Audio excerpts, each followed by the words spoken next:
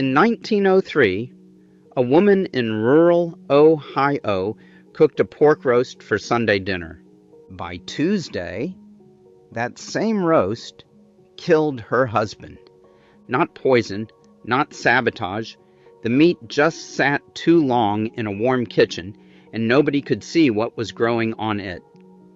There was no fridge, no freezer, no cold air blowing from anywhere, just a wooden shelf and a prayer. And this wasn't rare. For over 100 years, every grandmother in America played the same game with every meal she cooked. The opponent was invisible, and the rules were brutal. But here's what nobody talks about.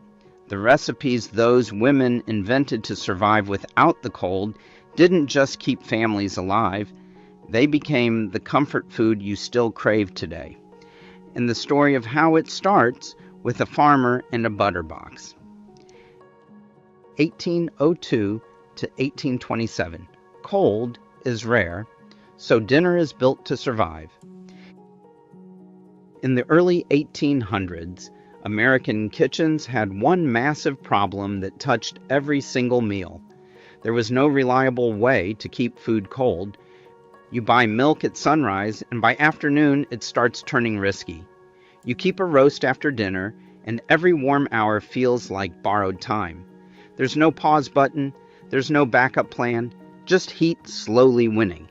In 1802, a farmer named Thomas More patented an insulated wooden box to transport butter to market because firm brick butter sold better than a soft melted tub. That patent tells you something important. Families already knew temperature decided food quality. They just couldn't control it inside their own kitchens. So grandmothers built their entire cooking around one idea: manage the risk before the risk manages you. The safest calories came from dry storage. Oats, barley, dried peas, and beans could sit on a shelf without any countdown timer ticking. That's why porridge and bean pots became daily fuel. Not because anyone was excited about porridge, because porridge didn't try to kill you on day 2. A heavy pot of oats also stretched fat and salt further, and those two added energy when hard labor was burning through calories fast. Cheap fuel beats fancy flavor every time. Then there was the boil-back habit. If you made a pot of soup and wanted it to last another day, you brought the whole thing back to a hard rolling boil. Grandmothers did this the way you check your phone battery. Automatic, every single time. That habit laid the groundwork for the forever pot stories you hear about, where a simmering pot never fully emptied, just got topped up with whatever scraps and grains were around, because keeping food above dangerous temperatures was the only real defense. Bread became a quiet survival tool. A dense loaf held longer than fresh meat in a warm room, and stale bread didn't get thrown away. It turned into toast, dumplings, or thickener for soup. Yesterday's hard crust became today's dinner. Households reused animal drippings the same way because fat stored better than fresh milk, and a spoonful of dripping turned plain starch into something that actually tasted like comfort. But dairy was the real stress point. Without dependable cooling, milk's life felt dangerously short, so families pushed it into butter, cheese, or baking fast because processing bought time. These weren't leisurely decisions. Every morning started with a dairy clock ticking. Meat made the rules even stricter. Without cold storage, you either ate meat soon after slaughter, or you transformed it with salt, smoke, or drying to fight spoilage.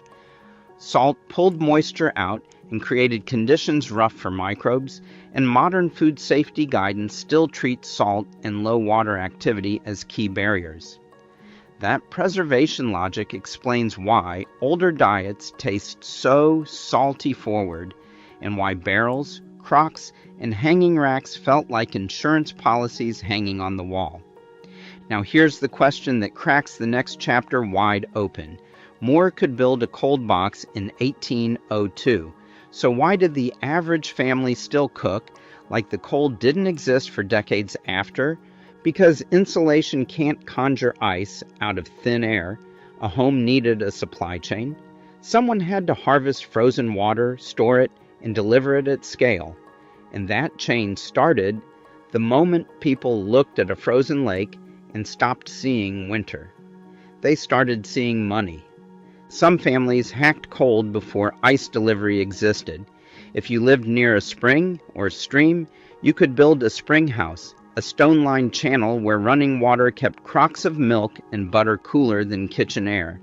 Museums still describe these setups, families setting jars right in flowing water, buying themselves precious hours during summer heat. It was the farm version of a fridge drawer. And that detail says everything about this era. The moment cold became available in any form, people grabbed it like gold. 1827 to 1864. Winter becomes a pantry.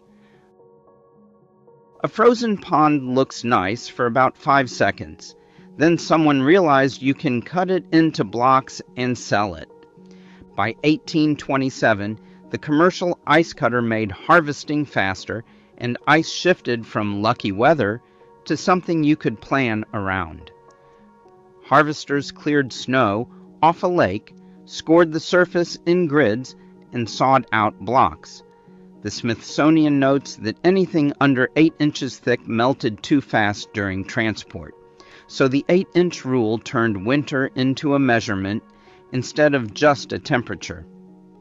Frederick Tudor, later nicknamed the Ice King, built a supply chain shipping New England ice to warmer places, even overseas, insulating it with straw and sawdust.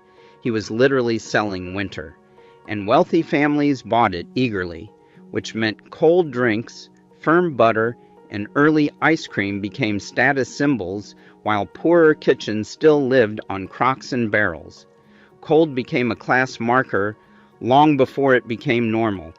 But even with the ice trade growing, access depended on geography and cash.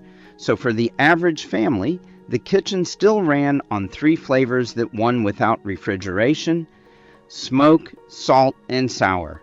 Meat showed up as salt pork, corned beef, and smoked ham, because those forms could sit in a warm pantry where fresh cuts couldn't survive a day. And grandmothers used them cleverly. You never ate a big slab of cured meat alone.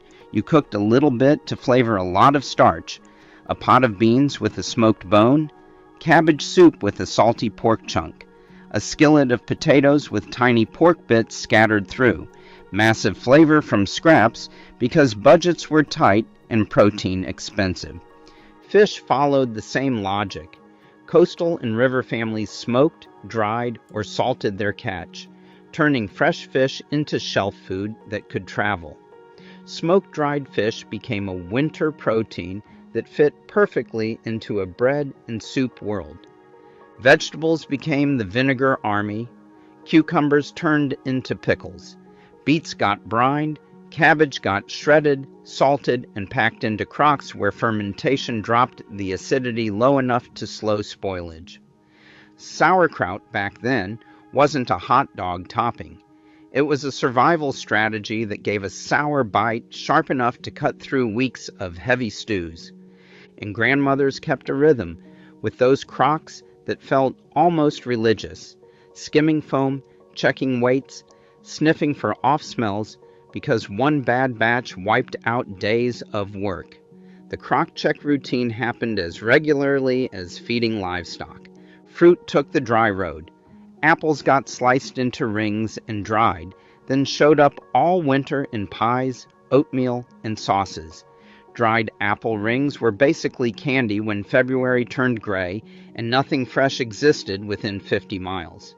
But here's the question that pulls us forward. If preservation worked so well, why did the ice trade keep exploding through these decades? Because preservation charged a tax on everything it touched. Salt made meat tough and firm. Pickling turned vegetables sharp. Drying made the fruit leathery and chewy. Every preserved food surrendered something in exchange for lasting longer. So the moment families could get actual cold, they chased it hard, because cold meant real texture in food that tasted the way it was supposed to. And one warm winter could wreck the ice harvest, so families never fully abandoned their curing skills. Smoke and salt stayed as backup, always ready, always necessary. 1864 to 1890s, the root cellar era. Your best appliance sat under your boots. It ran on nothing but steady earth. In 1864, Louis Pasteur connected microorganisms to food spoilage, and suddenly science could explain what grandmothers had felt in their bones for generations. Warm food turns dangerous faster, so kitchens chased stable cool, and the root cellar became the quiet hero of this entire era, using soil and stone to buffer temperature swings the way a thermos holds coffee warm. Modern university extension guides still describe the same storage logic grandmothers used: cold and moist for potatoes, around 38 to 40 degrees with high humidity; warmer and drier for squash, around 50 to 55 degrees. Too much cold wrecked squash quality. Too much warmth sprouted from the potatoes. Two different zones in one underground room, managed by women who never read a science paper but understood the principles perfectly. Now watch what the menu looks like when that cellar actually works. Potatoes became everything: boiled dinners, skillet cakes, thick chowders, dumplings. The potato showed up nightly because it was stored for months and paired with whatever scrap of salted meat you still had hanging. SDSU. Extension lists potatoes storing 2 to 9 months, around 45 degrees with high humidity, which explains the obsession completely. Carrots, turnips, rutabagas, and parsnips became the soup anchors, holding their texture in cold, moist storage and turning every winter bowl thick and filling. Root vegetables weren't glamorous. They were reliable, and reliably kept families fed when nothing else could. Cabbage played two roles. Fresh heads could last weeks in a cool cellar, giving you something that actually crunched, and shredded cabbage became sauerkraut, delivering that sour punch that woke up heavy meals when you'd been eating ham and beans for the fourth straight night. Squash became the closest thing to fresh food in deep winter. Acorn squash lasted 5 to 8 weeks. Butternut lasted 2 to 3 months. Hubbard squash, properly cured and stored, held 5 to 6 months. That timeline meant roasted wedges, baked mash, and thick squash soups showed up deep into the cold months when everything else had gone monotonous. But the cellar fought back constantly. One rotten potato could stink up an entire pile. Rodents chewed through bins overnight. Moisture pockets grew mold in corners you couldn't see. So grandmothers inspected, rotated, and tossed bad pieces relentlessly because spoilage spread faster than gossip. That constant sorting was the real cost of free refrigeration. Here's the detail that makes old recipes click. They look plain on paper because the real drama happened in October, not at the stove. That's when you sorted bruised apples from good ones, cured squash skins in the sun, and buried root vegetables in sand bins. Iowa State even warned that ripening fruit releases ethylene gas, which shortens storage life for nearby vegetables. So, apples got separated from squash. Potatoes kept far from fruit. Smart grandmothers managed airflow and placement the way a chef today manages oven temperatures. The storage was the skill. The cooking was almost the easy part. For meat, the cellar added a clever trick called potting. Cook a roast, pack the hot meat tight into a crock, then pour melted lard or tallow over the top and let it harden into an airtight seal. That fat lid locked out air and bought days, sometimes weeks. Historical references describe potting as a standard method across this era, and it makes sense. Solid fat was the cling wrap of the 1800s. Winter cooking became a remix game. Same core foods, different textures, Different fats, different sour accompaniments. The ingredients were decided in autumn. The creativity happened at the stove every night. 1890s to 1907. The salt and sugar vault. A pantry back then looked like a hardware store. Crocks, barrels, jars, and zero mercy. By the late 1800s, grandmothers ran kitchens like small factories because winter meals got decided months ahead during a preserving sprint that swallowed entire weeks of autumn. The fuel for that factory? Sugar, staggering amounts of it. Indiana University's Wiley House records show a single household purchasing a 279-pound barrel of sugar, not for birthday cakes, for putting up fruit before it rotted. Do the math in your head. When you cook down berries into jam, you lose water and volume fast, so you burn through sugar at a terrifying rate. Strawberries became preserved, plums became jam. Apples simmered down into apple butter over hours of slow stirring until your arm ached. All that sugar pulled moisture out and made conditions hostile for bacteria. So a jar sealed in July meant pancake breakfast in January, even if the pancakes were just flour and lard. That jar of sweetness made a gray winter morning feel worth getting up for. Salt ran to the other side of the pantry like a drill sergeant. Salt pork, corned beef, brined fish. They kept showing up because salt was still the cheapest way to buy time for meat. That's why bean soup always smelled like ham, even in houses where meat was scarce. One chunk of salt pork flavored the entire pot. Then came mason jars, and this is where the era turns into a gamble, wearing a pretty dress. Home canning promised something families had never had before. Seal vegetables, meats, and sauces in glass, and they'd last months, tasting closer to fresh than anything salt or smoke could deliver. Jar magic sold itself. However, there was a problem nobody fully grasped yet. Botulism toxin can grow inside sealed, low-acid foods with zero visible signs. No mold, no weird smell, no bubbles. A jar could look absolutely perfect and still be lethal. The USDA later flagged improperly home-canned low-acid foods as a major botulism pathway, and the National Center for Home Food Preservation established that those foods need pressure canning specifically because a boiling water bath can't reach temperatures high enough to destroy the spores. But grandmothers in this era relied on their senses. Sniff it, watch for bubbles, look for mold, trust the decades of experience that kept your mother alive. For high-acid foods like pickles and fruit preserves, those instincts usually held up. For low-acid vegetables and meats, the margin between dinner and disaster was razor-thin and invisible. By 1919, botulism outbreaks tied to canned ripe olives made national headlines, and the fear that followed exposed what the public hadn't understood. A sealed jar could hide poison that looked exactly like safety. That's the scariest kind of danger, the kind that smiles at you from the pantry shelf. And yes, some households kept a forever soup pot simmering, topped up daily with grains, roots, and scraps, because heat above dangerous temperatures kept the food safer. But historians push back on the romantic version, since fuel costs and fire tending made an overnight simmer harder than legends suggest. The truth probably sat somewhere between fairy tale and nightmare.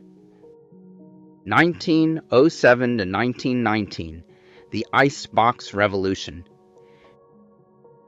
You hear wheels outside, then a thud on the porch.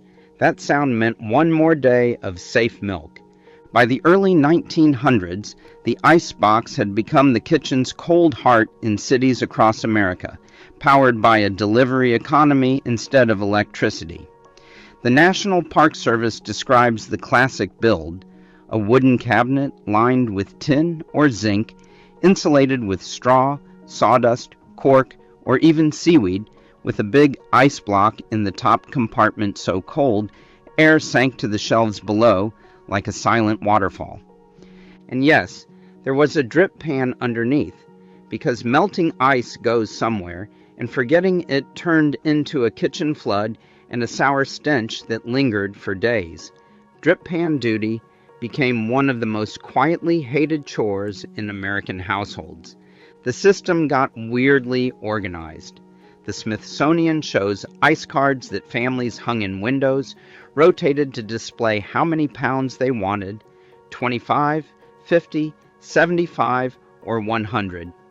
The iceman read the card from the street, cut the right block, carried it inside with tongs, and slotted it in. A whole neighborhood communicating without a single word spoken, just cardboard squares and glass panes. Now follow the food, because this is where everything finally shifts. Milk lasted longer, so breakfast expanded overnight. Cold milk, safer cream, butter that held its shape instead of melting into a puddle.